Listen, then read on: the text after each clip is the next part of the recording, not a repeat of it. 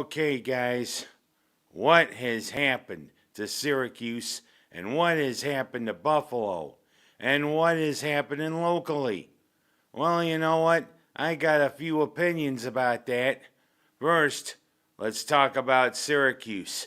Now they've had definitely a week to lick their wounds and get ready for the second half, and hopefully maybe have a game plan that Ricky Collins can execute and maybe work on some of his fundamentals. Because, right now, with him at quarterback, Syracuse does not look good. One could say, oh yeah, look what they did in the fourth quarter against SMU. Well, you know what? It was pretty much garbage time, like it is in Thursday here in Seneca Falls. But you know what? Ricky Collins has had to work on his fundamentals. Couple of times he had wide open wide receivers for touchdowns against SMU, and he overthrew them. You know what? Good. It looks like he's got a pretty decent arm. But too often he looks down his receivers. Too often he does this and does that. There needs to be a game plan where we can use his mobility to his advantage. Well, you know what? Going into the second half now of the Q season, we got to find something that works. Let's just say there are two games that look winnable. North Carolina and Boston College. The team we got coming up Saturday, their freshman quarterback has been playing lights out his first couple of games playing, and that spells trouble. When it's our old friends from down in the Steel City. Yes, Pitt. That could be the only other time maybe we approach the win column, because the three road games, we got Georgia Tech, we got Miami, and we got Notre Dame coming up, and they do not look winnable. Miami is almost the number one team in the nation. Notre Dame has been playing lights out since their first couple of games, and Georgia Tech has definitely been playing lights out. And we get them down in Atlanta. The thing is, hey, maybe we don't get to a bowl game this year. The only way we get to it is if maybe we can beat Pitt on Saturday. And hopefully we got a game plan that'll be towards Collins' liking. Otherwise, we're going to be looking at Ed Norton, Luke Carney. Hey, Freddie, you think you want to put me in the game? Not now, Connie. I want to see. Now let's get on it. Now, how do you do this? Well, it says here when you get up in the football huddle, you got to address the ball. Wait a minute. What do you mean by address the ball? Wait a minute. I think I know what it means. Step up to the center. Plant your feet firmly. Hello, ball! Will you stop that? All right, enough with the honeymooners. Heck, we might be turning to Luke Carney. But who knows? We still got a lot of question marks with the Cuse. And of course, there's ones that are saying, hey, basketball's just around the corner with Carmelo's kid. Yeah, we're a few weeks away from the start of basketball. We'll see what happens. But let's see what happens first with the football team as we start the second half of the season. And speaking of going into a bye week, Buffalo, as you've noticed, I'm wearing my Bills hat because, hey, the theme is, hey, there's a lot of problems. After starting out looking like, hey, let's clear the week of the Super Bowl, starting out 4-0, suddenly the Bills are in a tailspin. And it's almost like last year. Around the same time, Buffalo went into a pretty good tailspin against Baltimore and against Houston. This year, first it's New England, and now Atlanta. Boy, we made Atlanta look like a Super Bowl team, didn't we? Horrid tackling, horrid play against Bijan Robinson, horrid play against Drake London. And heck, horrid play in the first half. Atlanta racked up 335 yards of offense in the first half. It almost looked like the Super Bowl team was Atlanta. Part of me wonders, Was it the throwback uniforms?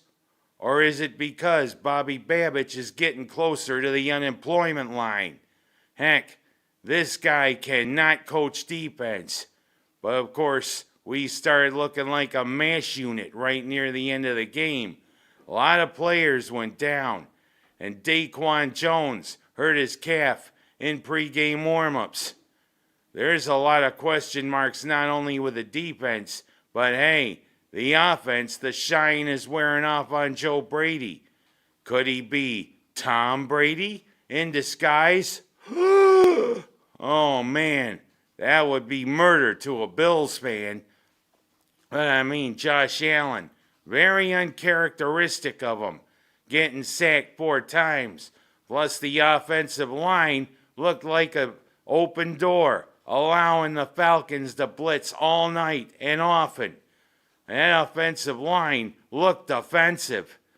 And I mean, heck, 24-14, when it was 21-7 and could have been 28-7, had it not been that horrid call on the final play of the first half, nearly allowing Drake London to score a touchdown, which pretty much would have put the game out of order. Offense couldn't do anything. Defense couldn't do anything. Boy, are we struggling right now. And we're... Wait a minute, I got no wound on my wrist. But that's what we're doing going into this bye week. Now, can we come out of the bye week and start playing like gangbusters? Heck, Carolina's on the horizon down in Carolina. Carolina's doing some okay football, and Bryce Young, you don't know what kind of quarterback he's going to be when we play him, so we'll see. And on the horizon, Patrick Mahomes and Kansas City, and again Miami. Buffalo's got to start getting it together because we're starting to head into a part of the season that definitely matters. But we'll see. Come on, Syracuse. Come on, Buffalo. What happened? Now, you know what? The best football team around here is the Minders Blue Devils. Yeah, Minders playing lights out. Who knew? It's a miracle. Yeah, they're now at 500 with their win over Red Jacket. You know, Minders could finish at 500 or they could have a winning season. It's a miracle. Minders is actually playing pretty good football. Hooray! Heck, for our final game, we are going against a team that looks as low as this voice. Yeah, Waterloo. Another, embarrassing defeat. And you know what? They're limping along. And I mean, heck, Minders could win. That could be a 500 team. Heck, we could even be in the Section 5 playoffs. Wouldn't that be something for Minders? Boy, Minders is jumping for joy, aren't they? Well, Waterloo's just limping along. Not only the football team, but the boys' soccer team. At least the girls' soccer team and at least the girls' volleyball team are playing pretty good. So is cross country and golf. You know, Waterloo has got stuff to hang its hat on. But as far as the boys, yeah, that's all I can say. And how about us with the baseball playoffs? Yeah, both the Yankees and the Red Sox are out. You gotta wonder, how much longer is Aaron Boone gonna be the manager for the Yankees? A lot of people are calling for him to be gone. And how much longer is Aaron Judge gonna be playing for the Yankees? I think he'll probably finish his career as a Yankee. But I mean, how much longer are Yankee fans gonna put up with this? Heck, they can see the Seattle Mariners or the Toronto Blue Jays play for the AL crown, and the Milwaukee Brewers and the LA Dodgers for the NL crown. But I mean, heck, it's going to be an interesting playoffs heading towards the World Series. And last but not least, another Buffalo team that kind of rankles me. The Sabres. Boy, they have lost their first 3 games. Nothing changes, does it? I'm Ken Haas. That's my story for this week.